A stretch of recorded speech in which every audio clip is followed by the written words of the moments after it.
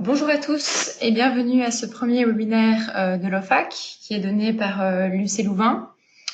Je vais vous demander de me prévenir si vous n'entendez pas dans le chat et afin qu'on puisse régler ce petit souci. Donc, ce premier webinaire est le premier d'une série de 5 webinaires qui visent à renforcer les capacités en cartographie de l'occupation du sol et particulièrement la cartographie des types forestiers sur base des satellites Sentinelle, des images satellites Sentinelle. Donc ce premier webinaire, il portera sur les plateformes d'acquisition des images Sentinelle 1 et 2. Et je me présente, je suis Juliette Daligné, donc chercheuse à l'Université catholique de Louvain. Et je vous donnerai cette série de 5 webinaires.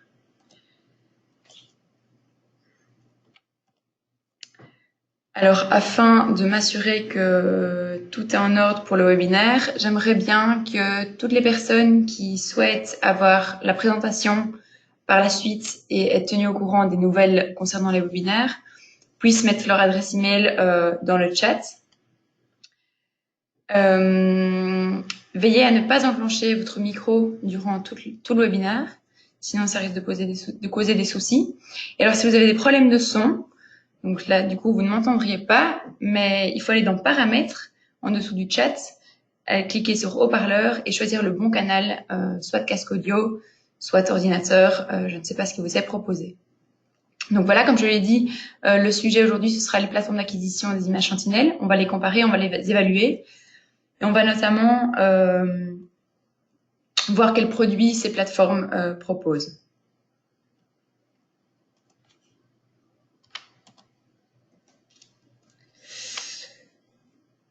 Donc tout d'abord, je vais vous présenter l'objectif et les démarches de l'OFAC dans la réalisation de ces webinaires.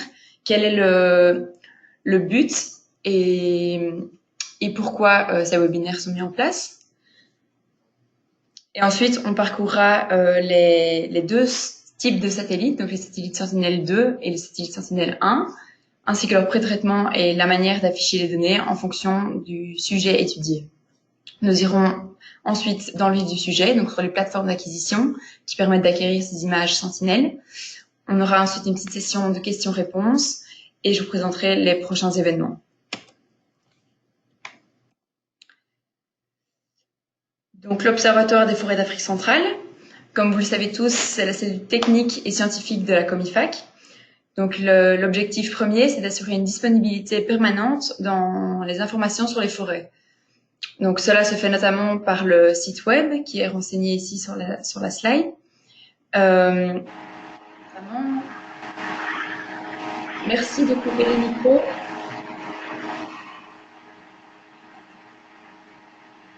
Merci de couper les micros.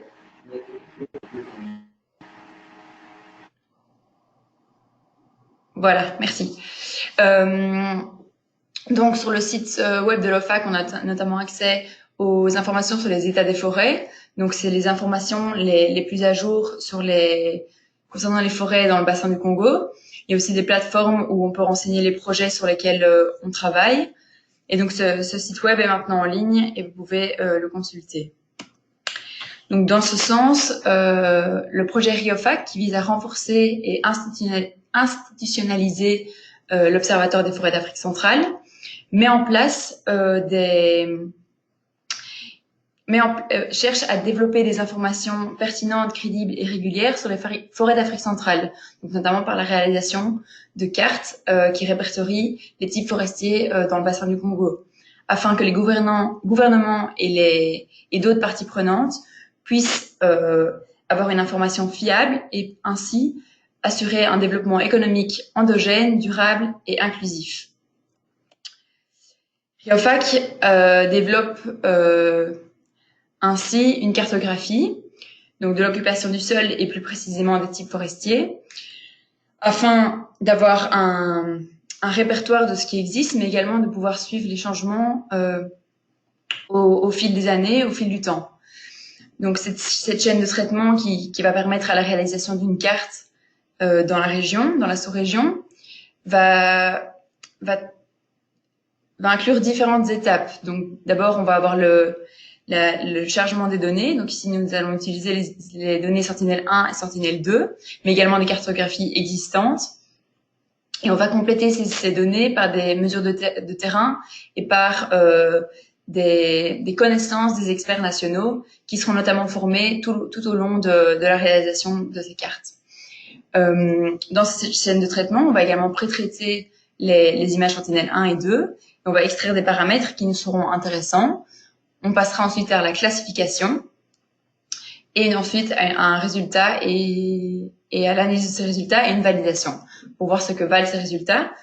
Et pour suivre toutes les étapes et inclure un maximum les experts nationaux dans cette chaîne de traitement, différents webinaires sont donc organisés. Maintenant, je vais vous présenter ces satellites Sentinelle. Donc, on ira dans le Sentinel-2 et Sentinel-1, comme je vous l'ai dit précédemment. Donc, les satellites Sentinelle, c'est une nouvelle ère d'observation. Donc, ça fait partie du programme européen Copernicus.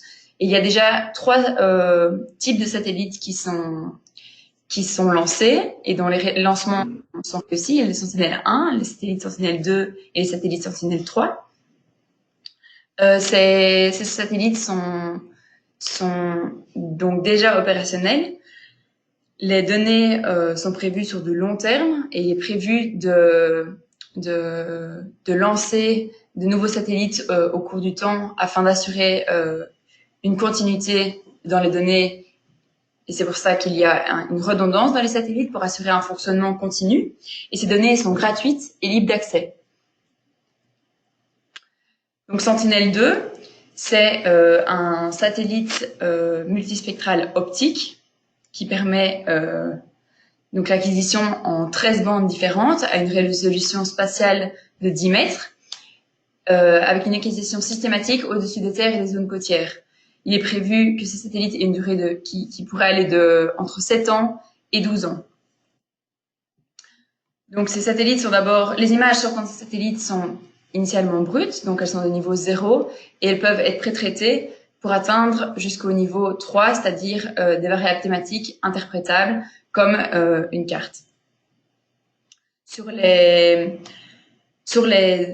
plateformes d'acquisition des images Sentinel-2, vous aurez 2 types de produits, des produits qui seront de niveau 1 et des produits de niveau 2. Donc les produits de niveau 1, ce seront des images orthorectifiées qui auront une calibration radiométrique, mais qui auront des données au-dessus de l'atmosphère, donc ils ne seront pas corrigés atmosphériquement, contrairement aux images du niveau 2, qui elles seront corrigées atmosphériquement, et donc la donnée ne sera plus, ou en tout cas sera moins perturbée par l'atmosphère. Donc ces étapes de pré-traitement sont assez importantes. Donc comme je vous l'ai dit, il y a 2 niveaux disponibles sur les plateformes. Les images de niveau L1C, de pré-traitement L1C, et les images de pré-traitement L2A. Donc les images L1C, c'est le dernier niveau du niveau 1. On a les niveaux 1A, 1B, 1C. 1A et 1B ne sont pas disponibles au téléchargement et les 1C le sont bien. Et donc ces images L1C, elles sont organisées en tuiles de 100 x 100 km² et projetées dans l'UTM WGS 84. Ce que les images L2A, donc level 2A, ont en plus, c'est qu'elles sont corrigées atmosphériquement, comme je vous l'ai mentionné. Donc ici, on voit une nette différence entre les 2 images. Une fois qu'on a choisi notre zone d'intérêt, qu'on a téléchargé les images, si les bandes ne sont pas dans un même fichier, on crée un stack afin que toutes ces bandes se retrouvent dans un même fichier et qu'on puisse ainsi créer des compositions colorées. Donc il y a par exemple la couleur naturelle qui ici avec Sentinel-2 correspond à la bande 4 dans le canal 1, à la bande 3 dans le canal 2 et à la bande 2 dans le canal 3. Et donc ça donne une image aux couleurs naturelles. On peut faire des compositions colorées différentes, donc de couleurs naturelles comme je viens de vous présenter, mais également une combinaison colorée avec la bande 8, qui est la bande proche infrarouge, ainsi que la bande rouge et la bande verte. Et alors, de cette manière, on va faire ressortir la végétation. Sur la composition colorée avec les bandes 11, 8 et 4, on va pouvoir faire ressortir les plans d'eau. Sur la composition 12, 11, 4, on va pouvoir faire ressortir les zones urbaines. Donc ça, c'est des compositions qui permettent d'appréhender le sujet qu'on étudie.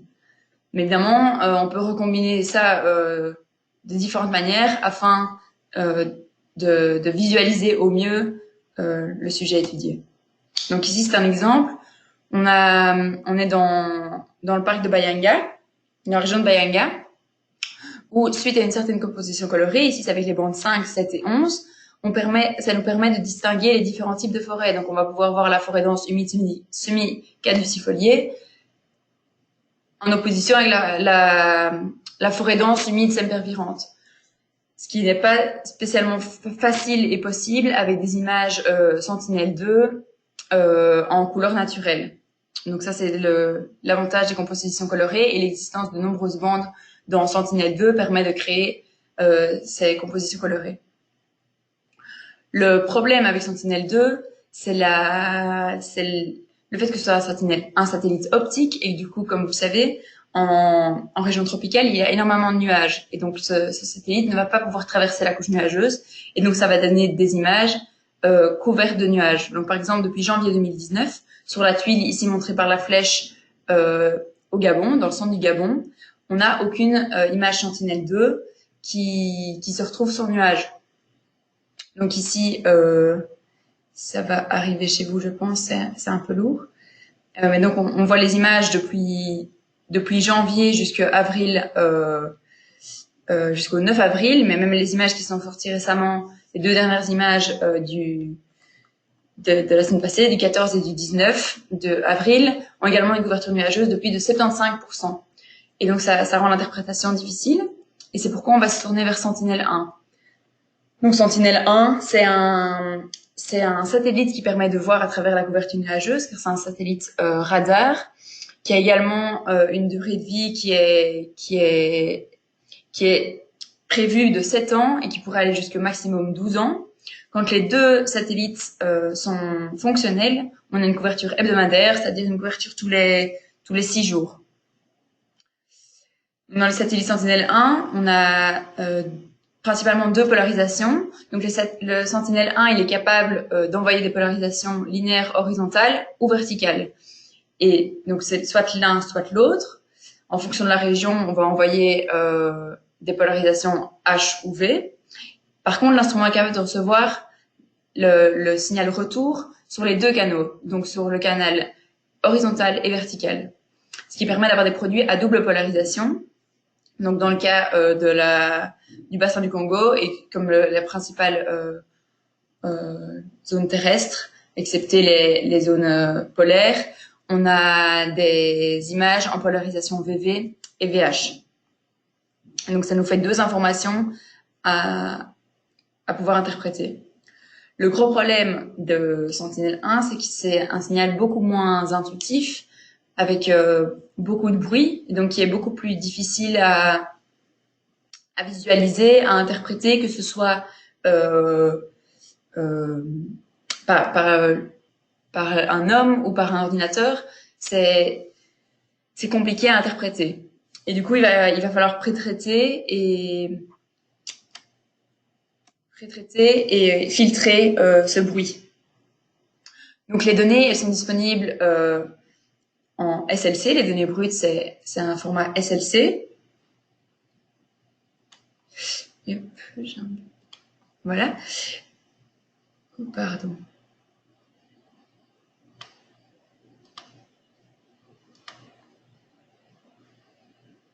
Il y a un petit souci dans l'affichage. Ça va revenir tout de suite. Voilà. Donc les données brutes sont SLC. Donc on voit sur l'image de gauche qu'on a peu de choses à interpréter. Une fois qu'elle est pré-traitée et filtrée, on a beaucoup plus de distinction entre les éléments. Et encore ici, on n'a qu'une seule polarisation. Donc si on combine les différentes polarisations, si on extrait des caractéristiques intéressantes des polarisations, on va pouvoir avoir de l'information. Donc les 2 données disponibles pour Sentinelle-1 sur les plateformes d'acquisition, c'est les données SLC, les données GRD. Donc les données SLC, c'est des données radar géoréférencées, à l'aide des données d'orbite et d'altitude du satellite. Mais elles sont délivrées selon la géométrie de la portée oblique, ce qui cause des problèmes de distorsion. Donc elles ne sont pas projetées au sol, comme le sont les images GRD. Et donc si on utilise la SLC, il faut d'abord pouvoir les reprojeter au sol afin d'éviter ce problème de distorsion. Donc dans notre processus d'utilisation des images Sentinel-1, ici dans notre centre de recherche, on télécharge les images SLC car avec les images déjà pré-traitées GRD, on a eu quelques problèmes dans les résultats. Donc on fait notre propre chaîne de traitement et ici je vous montre les étapes de cette chaîne de pré-traitement. On applique notamment un filtre contre le speckle, donc contre cet effet de chatoiement, qui permet de faciliter l'interprétation. Et donc on sort des produits GRD qu'on va ensuite co-enregistrer pour créer un stack et appliquer un filtre multitemporel, par exemple. Donc ça pourrait être tout différents types de filtres. Mais nous, on a choisi le filtre multitemporel qui fonctionne pas mal. Et ensuite, une fois ce filtre multitemporel appliqué, on peut extraire différentes caractéristiques comme le minimum, le maximum sur une année, la moyenne sur une année. Et ça permet d'avoir des données intéressantes. Donc ici, voilà un exemple de composition colorée avec des données Sentinel-1. Donc, on est dans la région d'Yagambi, en République démocratique du Congo. Donc ici, ça va être la moyenne sur toute l'année dans la polarisation VH, dans le canal 1. La moyenne sur toute l'année dans la polarisation VV pour le canal 2. Et la moyenne du ratio VV-VH sur toute l'année également dans le canal 3. Et donc ici, on peut distinguer, par exemple, différents types de forêts. Donc ici, on va voir que c'est une plantation et que cette plantation va réellement se distinguer des autres forêts. On va également pouvoir voir les forêts ripicoles, les forêts marécageuses. Et donc ça, c'est des informations qui ne sont pas nécessairement faciles à visualiser quand on utilise les images Sentinel-2. Donc en plus du fait que Sentinel-1 permet de combler les nuages, de combler ce problème de nuages persistants dans le bassin du Congo, il permet également d'apporter de l'information supplémentaire. Donc maintenant que je vous ai présenté les produits disponibles en Sentinel-1, en Sentinel-2, je vais vous montrer les plateformes d'acquisition de ces images Sentinel-1 et 2.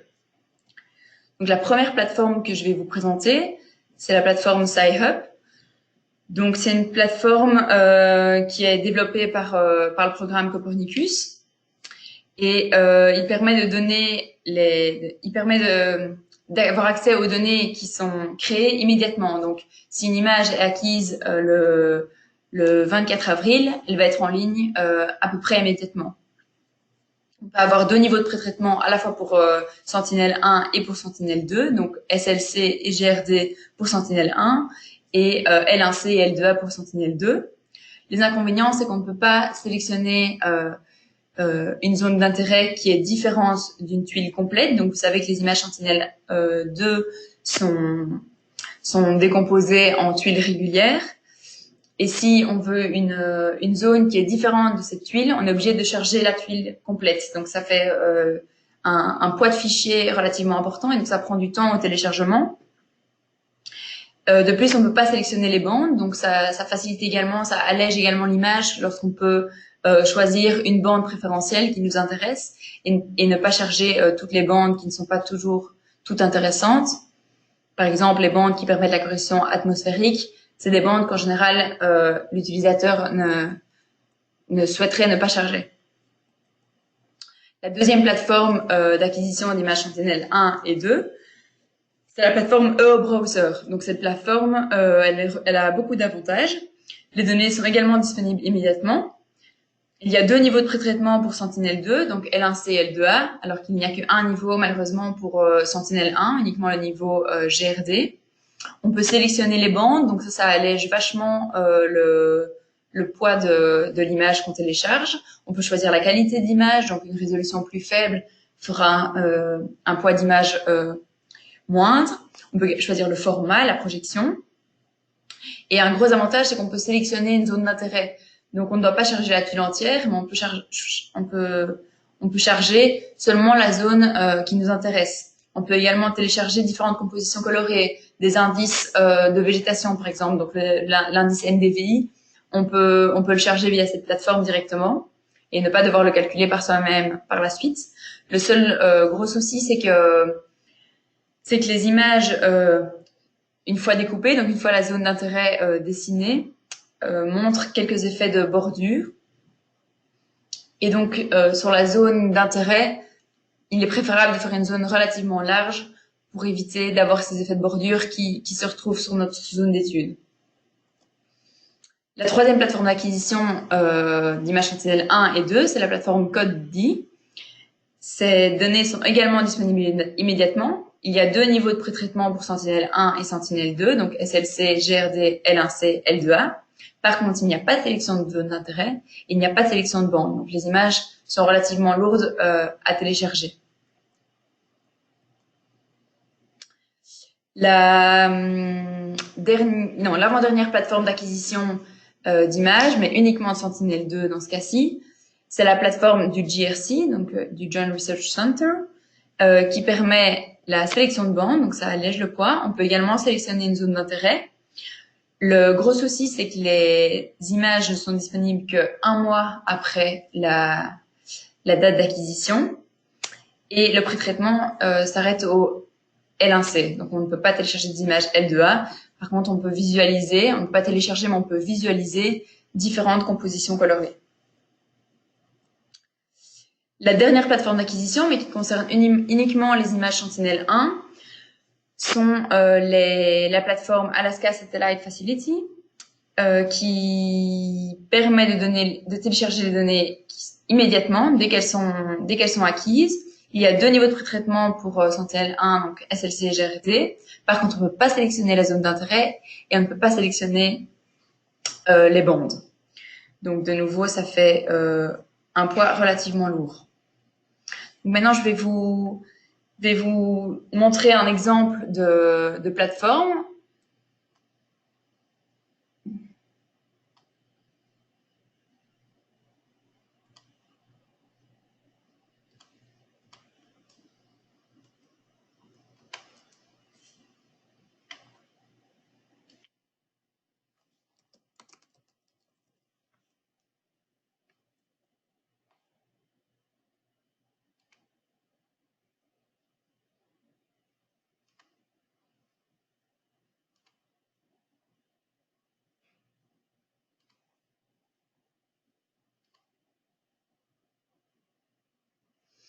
Donc voilà la plateforme Browser.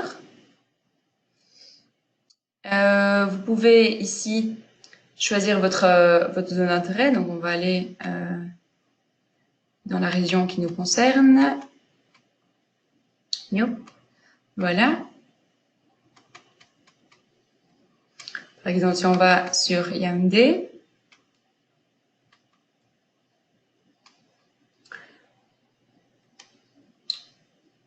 on peut dessiner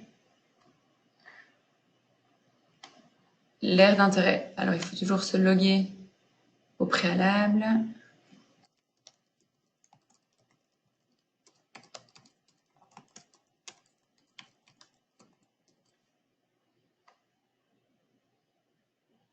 Voilà. Et ensuite, on peut dessiner notre zone d'intérêt. Donc voilà, on dessine du curseur. On choisit le produit qui nous intéresse. Donc ici, on va choisir le L2A plutôt que le L1C. Toujours prendre une date, même si on veut une image sur une période précise, toujours prendre 1 mois d'intervalle afin de pouvoir comparer les couvertures nuageuses d'une image à une autre et mettre la couverture nuageuse au maximum, car parfois sur la tuile entière, on va considérer qu'elle est très couverte de nuages, par exemple à 80%, mais que sur notre zone d'intérêt, qui est très petite, il n'y a pas de nuages. Donc, le laisser à 100% est la meilleure option.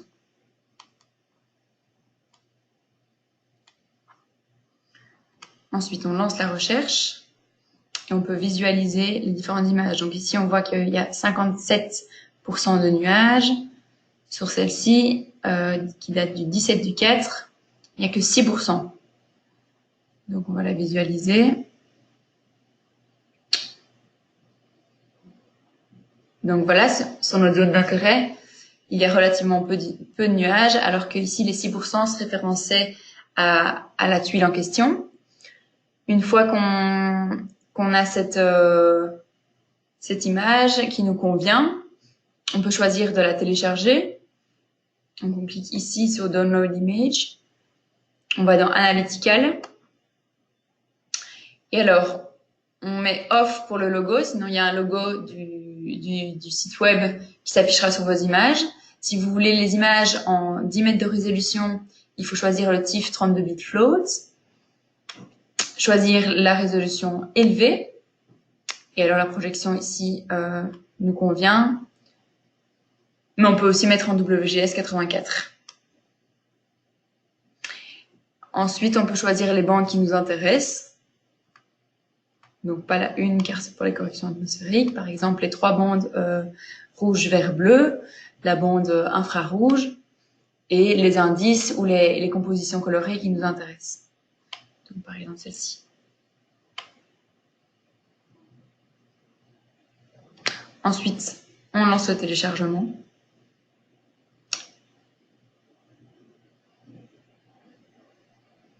Et cela va, en général, relativement vite comparé à d'autres plateformes plus lentes. Mais donc voilà, on ne va pas attendre que l'image se télécharge.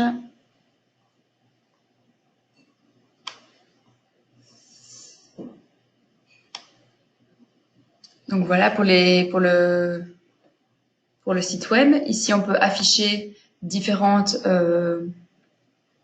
compositions colorées. Donc ici, c'est une préclassif qui a été automatisée. On peut regarder le NDVI donc pour voir les zones à forte végétation, donc qui seront en vert foncé. On voit que sans étonnement, la région de Yaoundé est assez claire. Et donc voilà, il y a différents outils de visualisation.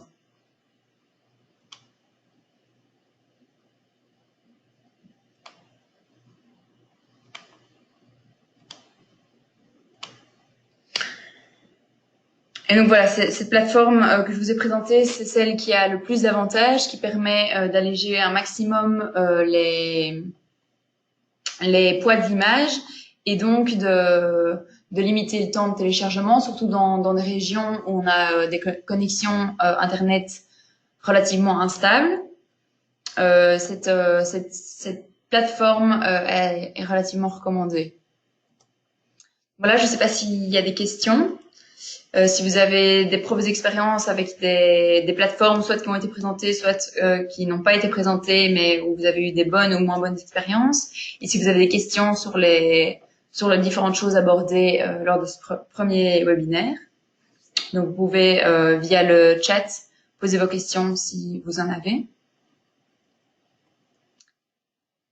Et alors je vous présente déjà les prochains événements. Donc le prochain webinaire, ce sera jeudi 25 mai. Donc le dernier jeudi de mai à 14 h et on abordera la typologie régionale. Donc afin d'avoir des retours, nous on met en place une typologie, mais on aimerait avoir des retours sur ce qui est réellement présent, sur ce qui existe, sur ce qui doit être ajouté, modifié par rapport à la région d'Afrique centrale. Et alors n'oubliez pas que si vous voulez la présentation par email et que vous voulez les nouvelles concernant les webinaires et formations, n'oubliez pas d'écrire votre adresse email dans le chat.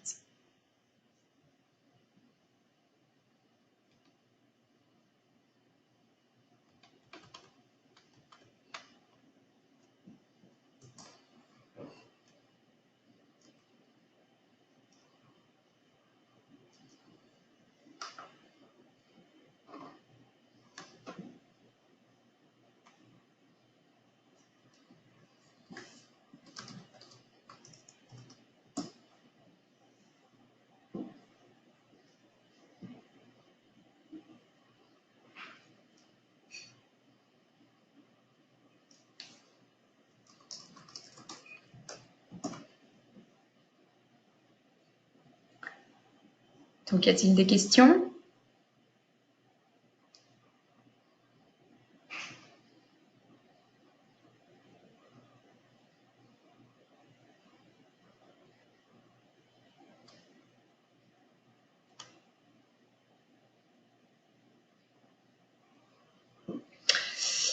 Il n'y a pas l'air d'avoir de questions, donc voilà, je vous dis au revoir et on se retrouve pour le prochain webinaire le jeudi 25 à 14 h. Merci beaucoup, au revoir.